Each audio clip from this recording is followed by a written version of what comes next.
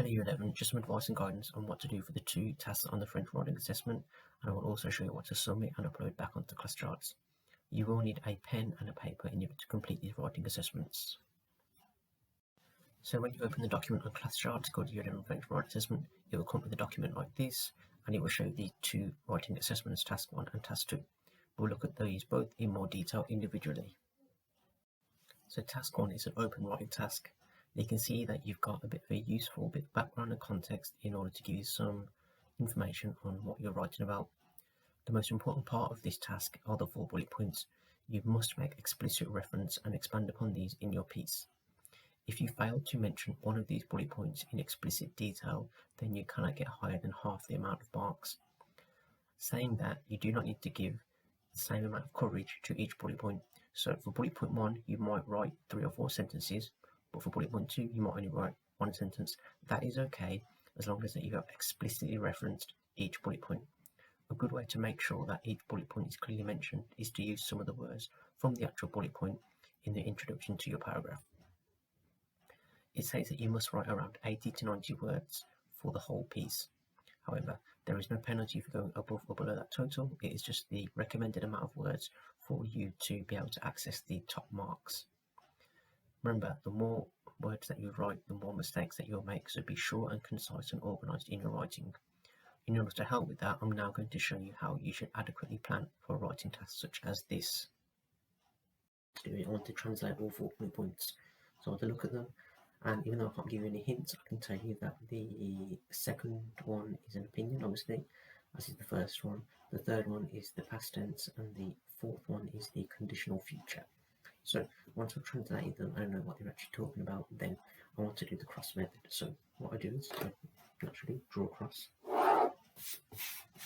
which looks something like that. And then these are my 4 bullet points. So I've got bullet point 1, bullet point 2, bullet point 3, bullet point 4.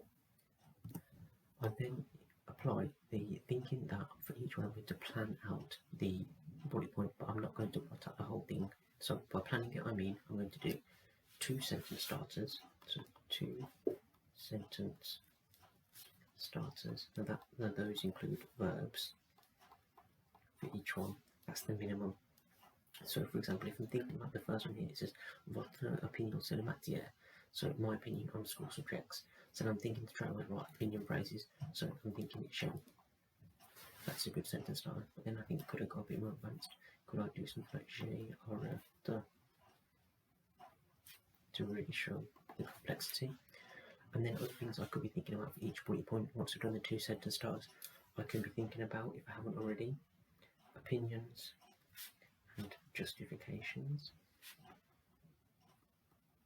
I could be thinking about time markers, especially when it comes to tenses, so bullet points 3 and 4 in this case. And then even better, I could be thinking of start structures, so those that are in your Key Stage 4 vocabulary booklet. You could be thinking about adding one of them relevantly to each bullet point, and that would make a really good plan. Once I've got this in place and I've got these parts, I can then refer to this during my writing. So that means I won't be wasting time during writing thinking of ideas, because the ideas are already there, and then that would allow you to be really organised and make less mistakes when I am actually completing my writing part of it. Right, task 2 is a writing translation from English to French, and this would form your last question as part of your writing exam. In terms of good technique, I want you to follow through the 6-step procedure that I've written out on the screen. So you read through the whole text once, kind of getting a gist for it, an idea, some of the context, and start thinking about some of the ideas and words that you'll need to insert. I want you to then work at sentence level, trying to build an equivalent French version. So that's almost word for word, and trying to build a sentence. As you build each sentence, I would like to use the below mental checklist for accuracy. So thinking about the verbs, which are very important. So with subject pronoun using, so who is saying it, and the tense, essentially when it's being done. I want to think about the noun in the sentence. So are they masculine, are they feminine, singular, plural, and what difference will that make? And finally, any adjectives, do they need to agree with the noun? What position would they be in? If you don't know a word, then try to think of a synonym or a relevant replacement. And then if the whole sentence is too complex, you're not getting hardly any of it, then try to express the meaning with a singular expression. And finally, once you've completed as much as you can do, if not all of it, then please go through it thoroughly as if you were given the job of marking it, checking for spelling and grammar.